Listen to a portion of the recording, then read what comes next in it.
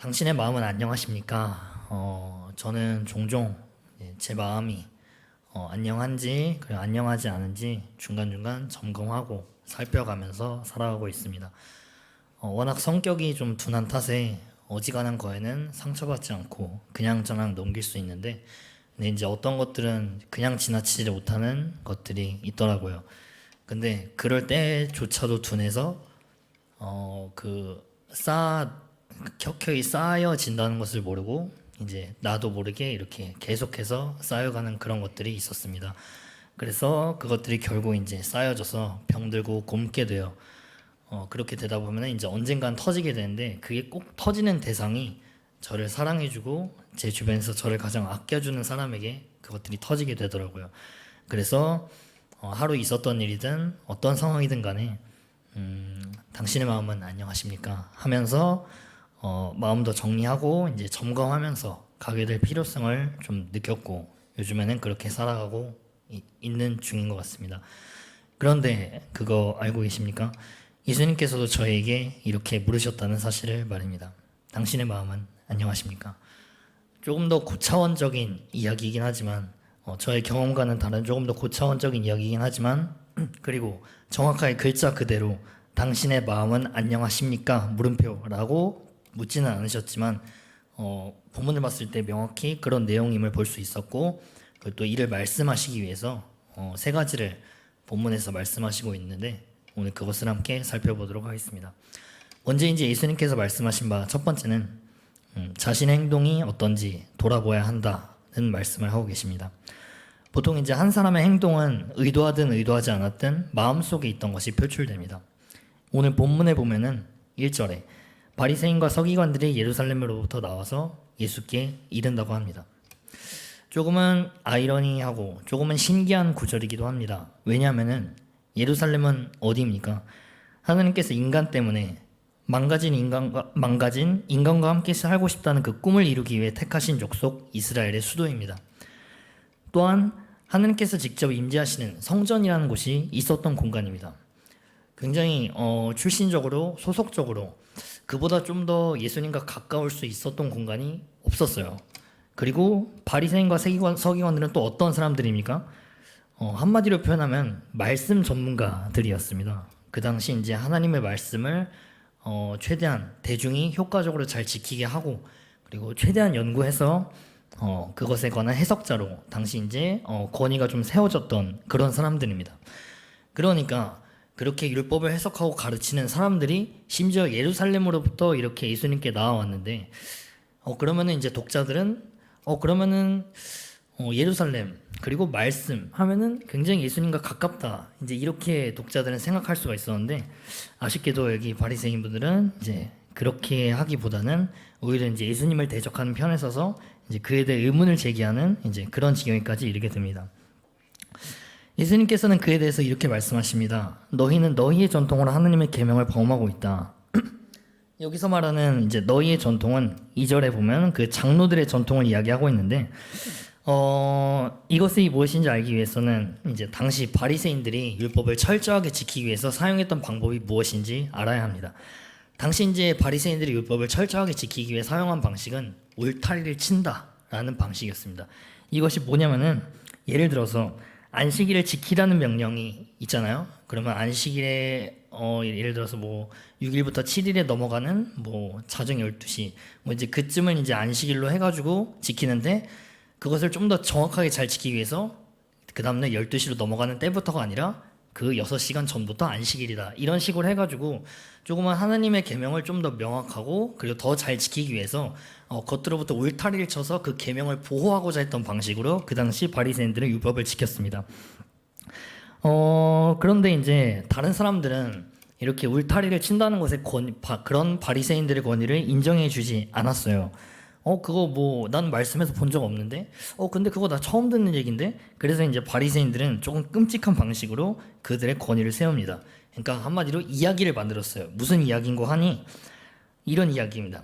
하나님께서는 모세에게 책으로 기록하게 하신 성문율법이라는 것과 기록을 절대 하지 말고 암기하여서 종교 엘리트들에게 전수하도록 하신 구전율법이라는 것, 두 가지 율법을 주셨다. 근데 우리가 이때까지 종교 엘리트들에게 전수됐을 때는 잘 모르다가 이제 말세가 되니까 이제 우리가 그것을 너에게 가르치는데 그것이 우리가 지금 너에게 가르치고 있는 구전율법 곧 장로들의 전통이다.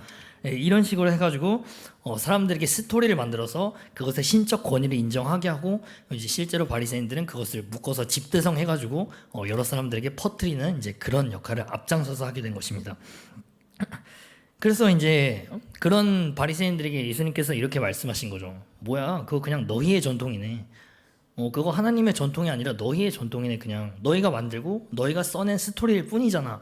라고 그렇게 딱 일침을 가하시고 그리고 거기에 더해서 그 전통으로 하나님의 계명을 범하기까지 하는구나 라는 것까지 말씀을 하십니다.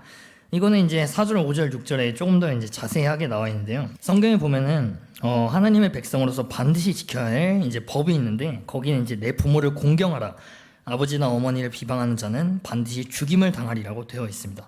하지만 이제 그 당시는 고르반이라는 전통이 있었습니다. 그게 뭐냐면은 말 그대로 내가 유익하게 할 것이 하나님께 드림이 되었다고 하기만 하면, 즉 내 재산이 성전에 헌납됐습니다 라고 맹세하기만 하면은 부모님 공경의 의무든 사회적 부양의 의무든 모든 의무에서 책임을 벗어날 수가 있었습니다. 그러니까 뭐 드리든 드리지 않든 상관없이 그냥 딱 드리고 내가 그냥 성전에 내 재산을 드렸습니다 라고 하기만 하면은 그 외의 모든 책임에서는 정말 회피할 수가 있는 그런 전통인데요. 이런 고르반 전통이 다른 이제 하나님의 계명을 지키는 데 있어서 좀 회피하려는 대목으로 많이들 사용했겠구나라고 저희가 어림짐작으로 생각해 볼 수가 있고, 실제로 당시 이제 책들을 보면은 그것이 사회적으로 굉장한 폐해를 낳았다고 이제 기록이 되어 있기도 합니다. 그래서 하나님께서는 이렇게 말씀을 하신 것이죠. 너희의 전통으로 하나님의 계명을 범하고 있구나. 우리는 이제 우리가 하나님의 통치를 받으면서 그리스도를 잘 따르기 위해 이제 매일매일 고군분투할 텐데, 그때 이제 단지 우리의 전통이라는 어떤 스토리를 하나님께 그 권위가 있다고 지어내든 아니면 내가 착각하든 어쨌든 여러 가지 방식을 통해 내가 만들어낸 전통에 하나님의 권위가 있다고 하면서 예수님께서 우리에게 그 행동이 단지 너희의 전통일 뿐이다 라는 말을 들어서는 안 되겠습니다. 또한 우리의 전통일 뿐인 것으로 하나님의 계명을 범해서는 더더욱 안 되겠습니다. 오히려 이제 성경에 나와 있는 하나님의 말씀에 비춰서 바리새인이나 서기관들과 같은 그런 행동이 아니라 우리의 어떤 그런 좀 더 하나님 백성다운 행동으로 하나님께서 원하시는 행동으로 빛 대신 하나님을 따르는 방식으로 우리의 행동을 점검해야 할 필요성이 있을 것입니다. 그것을 예수님께서는 앞에서 말씀을 하고 계신 것입니다. 두 번째, 예수님께서는 우리의 행동뿐 아니라 우리의 정체, 우리의 소속을 돌아봐야 한다고 말씀하십니다. 우리의 정체나 우리의 소속 역시 마음에서 비롯되는 경우가 대부분입니다. 겉으로 보이기에 어떠한지는 전혀 중요하지가 않습니다. 저 사람은 굉장히 열심히 일해 보인다, 굉장히 성실해 보인다, 이런 건 전혀 중요하지 않습니다. 우리의 마음으로부터 우리의 진짜 정체가 드러나게 되기 마련인데요. 본문에는 어두운 마음에서 비롯된 그들의 바리새인과 서기관들의 정체가 세 갈래로 나뉘어 드러나게 됩니다.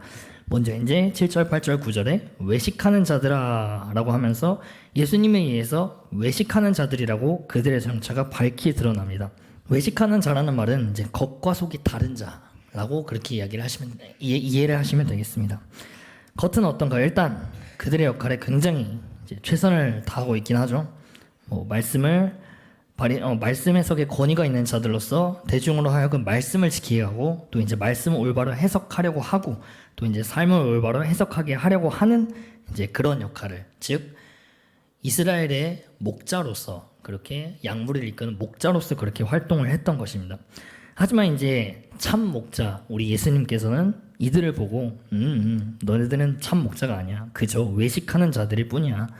겉으로는 그냥 경배하는 듯 보이고 나를 공경하는 것처럼 보이지만 결국 사람들이 가르치는 것은 하나님이 아니라 사람의 계명이고, 그렇게 해서 경배받게 되는 대상은 하나님이 아니라 역시나 그 바리새인 그들 자신들이었다는 사실을 이렇게 폭로하고 있습니다. 그리고 두 번째, 그들의 정체에 대해서 또 이야기하고 있는데 뭐냐면은 하늘 아버지께서 심지 않아 결국 뽑히게 될 운명에 처한 자들이라고 그들의 정체성을 그렇게 정의하고 계십니다. 시당초 이제 마음이 더럽고 어두우니까 이제 그들을 그 예수님께서는 하늘 아버지께서 심으시지 않은 것이라고 하면서 시당초 예수님과 뿌리와 근본이 다르다. 예수님과 애초에 뿌리와 근본 자체가 다른 자들이다. 라는 것을 이제 말씀하시고 계십니다. 그들은 하늘 아버지께서 심은 것들이 아닙니다. 하늘에 계신 아버지를 찾는 것이 아니라 하늘의 일을 생각하지도 않는 자들이었습니다. 또한 아버지라고 하면서 그 아버지와 인격적인 관계를 맺거나 사귀려고 하는 것이 아니라 자기 마음에 있는 더러운 것들과 사귀고 관계하려고 했던 자들입니다. 그렇게 하늘 아버지께서 심지 않은 것들이기에 이제 뽑힐 위기에 처해 있는 심판받을 수 있는 대상이 되는 이제 그런 자들이었다는 것이죠. 마음이 어떠한가에 따라 이제 뽑힐 수도 있다면은 이제 지금이 바로 우리의 정체를 좀 점검해야 할 때가 아닌가 그런 생각을 해봤습니다. 그리고 이제 세 번째 그들의 정체가 뭐라고 드러나냐면 맹인이 되어 맹인을 인도하는 자라고 나옵니다. 그 뭐 똑같은 말이에요. 애시당초 마음이 더럽기 때문에 보이는 게 없어요. 볼 수가 없습니다. 뭐가 진짜고 뭐가 거짓인지. 예수님이 바로 앞에 오셨는데도 그분이 메시아임을 전혀 깨닫지 못하고 오히려 그분 앞에 나와서 자기의 전통을 가르치는 그런 자들, 맹인이 되어 맹인을 인도하는 자라고 그렇게 예수님께서는 딱 꼬집어 말씀하십니다. 그래서 이제 인도한다고는 하는데 이제 서로 그렇게 맹인이 되어 맹인을 인도하다 보니까 뭐 결국 이제 구덩이에 빠지게 되고 그리고 심지어 구덩이에 빠뜨리기도 하고 하는 아주 굉장히 안 좋은 목자로서의 모습을 그들은 가지고 있다. 그렇게 설명을 하고 있었습니다. 그렇다면 바리새인들의 정체가 이제 예수님에 의해서 빛이신 예수님에 의해서 어두운 그들의 정체가 밝히 세상에 드러나게 됐습니다. 그렇다면 우리의 정체는 어떻습니까? 말씀을 사랑하고 그 말씀에 비추어 하루하루를 변혁하고 개혁해 나가려는 참 그리스도인들이 맞습니까? 하나님을 진정 공경하는 자로서 하나님의 통치를 받으며 살려고 하는 하나님의 백성이 맞나요? 아니면 그 어떤 것보다도 하나님의 이름만이 중요하기 때문에 하나님의 이름을 빛나게 하기 위해서 사는 하나님의 이름을 짊어진 나간 애들이 맞습니까? 이 모든 질문에 자신 있게 예라고 답변하는 우리 모두가 되기를 소망합니다. 그렇게 우리가 가야 할, 우리가 만들어야 할 그 정체성에 한 걸음 더 가까워지고 있는지 혹은 더 멀어지고 있지는 않은지 예수님의 말씀을 통해 점검하면서 돌아봐야 할 것입니다. 세 번째, 이제 이 모든 것의 동기인 우리의 마음을 돌아봐야 한다고 예수님께서는 말씀하고 계십니다. 10절에 보면 예수님께서는 무리를 불러주시고 듣고 깨달으라고 하시는데 그 내용을 보니까 입으로 들어가는 것이 사람을 더럽게 하는 게 아니라 입에서 나오는 그것이 사람을 더럽게 한다고 합니다. 근데 18절에 보면은 입에서 나오는 것들은 마음에서 나온다고 해요. 그러니까 즉 뭐냐면은 마음에서 나오는 것이 사람을 더럽게 한다. 이제 이런 내용으로 예수님께서는 너희들이 듣고 깨달아야 할 바는 마음에서 나오는 것이 사람을 더럽게 한다. 그것을 우리 그 무리들은 듣고 깨달아야 한다는 것이었습니다. 여기서 더럽게 한다는 것의 원형이 뭐냐면은 관계한다, 사귄다, 교제한다라는 뜻이 담긴 코이노라는 말로 우리가 흔히 이제 교회를 표현할 때 뭐 코이노니아나 뭐 이제 그런 식으로 표현을 하는데 그것의 원형이 바로 여기 한글로는 더럽게 한다고 번역이 되어 있는 이곳에 쓰여 있습니다.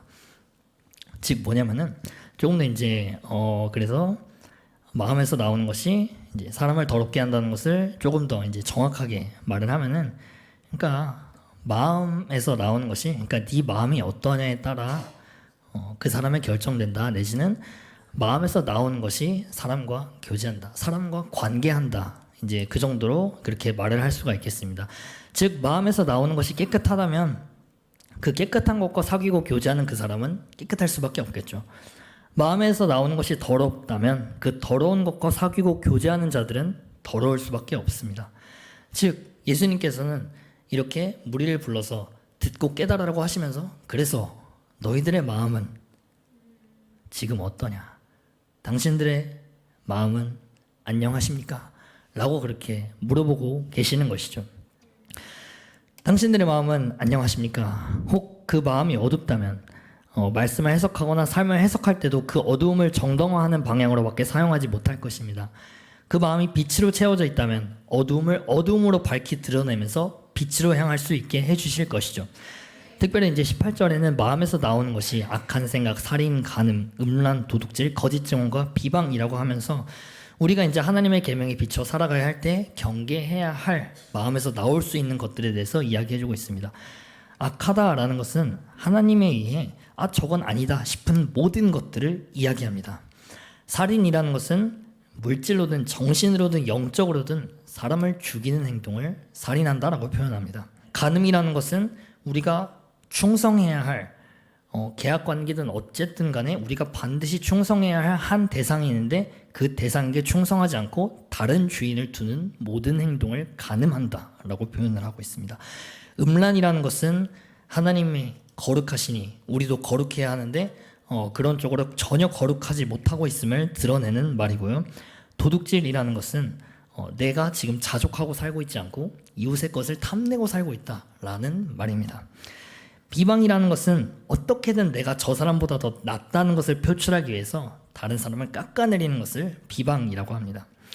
이런 것이 마음에 있다면 우리의 나타나는 행동과 또 이제 삶의 모습은 어떻게 될까요?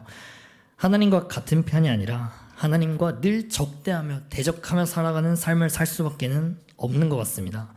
사람을 죽이고 충성해야 할 두상이 누군지 분별하지도 못하며 다른 데 눈길을 주게 될 것이고 항상 탐심으로 자족하지 못하는 그런 삶으로 그렇게 나타날 것입니다.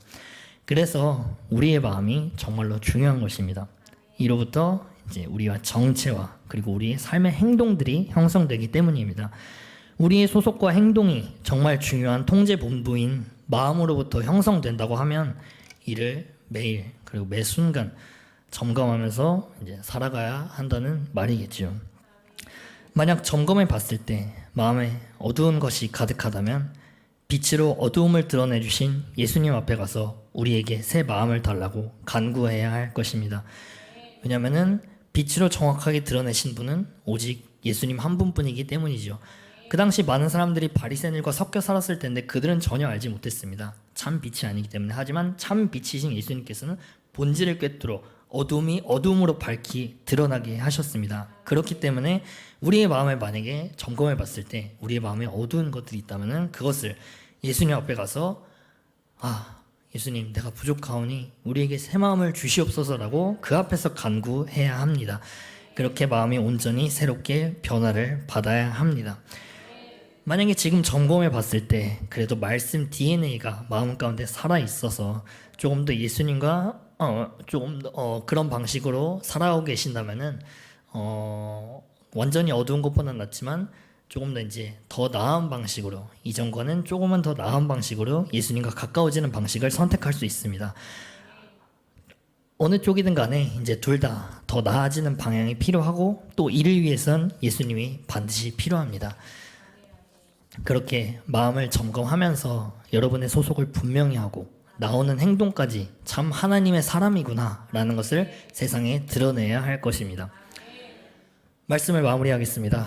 예수님께서는 마음을 보라는 그의 가르침으로 이렇게 바리새인과 서기관들의 정체를 폭로합니다. 이와 동시에 그들의 행동까지 폭로하게 됩니다. 마음에 의해 정체가 생성되고 정체가 생성되니 그들을 행동으로까지 옮기게 되는 모습을 오늘 본문은 보여주고 있습니다. 그래서 예수님께서는 먼저 너희는 지금 이렇게 행동을 하고 있지 않냐? 그런 너희의 정체는 바로 이것이며 그렇게 된 동기는 너희 마음에 있다. 그러니 너희들의 마음은 지금 안녕하냐? 지금 괜찮냐? 지금 과연 그대로 괜찮은가? 라고 그렇게 물어보고 있다는 것이죠. 그러니 오늘 지금 이 시대를 살아가고 있는 성도 여러분, 마음으로부터 비롯된 여러분들의 행동에 대해서 돌아보시는 시간을 가지셨으면 좋겠습니다. 여러분들의 진짜 행동은 어떻습니까? 위장되고 허황된 가식적인 행동 말고 여러분들의 마음으로부터 드러난 여러분들의 진짜 행동은 어떻습니까? 예수님과 가깝습니까? 아니면 세상에 좀 더 가깝습니까? 또한 여러분들의 정체는 무엇인지에 대해서 다시 한번 돌아보시는 시간을 가지시면 좋겠습니다. 여러분들의 마음으로부터 드러난 여러분들의 진짜 정체는 무엇입니까? 여러분은 어디에 소속된 자입니까? 정말 하나님의 이름을 짊어지고 사는 하나님의 백성들이 맞으신가요? 이것을 점검하셨으면 좋겠습니다. 또한 당신들의 마음은 안녕하십니까? 라는 예수님의 이 안부와 인사를 무시하지 말고 마음에 새겨서 점검해보는 시간을 가지셨으면 좋겠습니다. 앞에서 말했던 마음이라는 것이 굉장히 중요한 통제 본부입니다. 말과 행동, 정체성 모든 것을 결정하는 아주 중요한 것이죠. 점검해 보시면서 마음의 부분 새롭게 변화되어야 할 부분이 있다면 그것을 변화시킬 수 있는 분은 오직 예수님 한 분뿐이시니 빛 대신 예수님께 가서 그 부분을 잘 올려드리고 그 어두운 부분이 빛으로 채워지는 역사가 있게 되기를 소망해 봅니다. 예수님께 가서 예수님과 함께 사귀며 예수님 아래 점검하면서 다가올 하나님의 나라를 기다리고 또 이제 소망하는 여기 있는 모든 성도님들이 되었으면 좋겠습니다.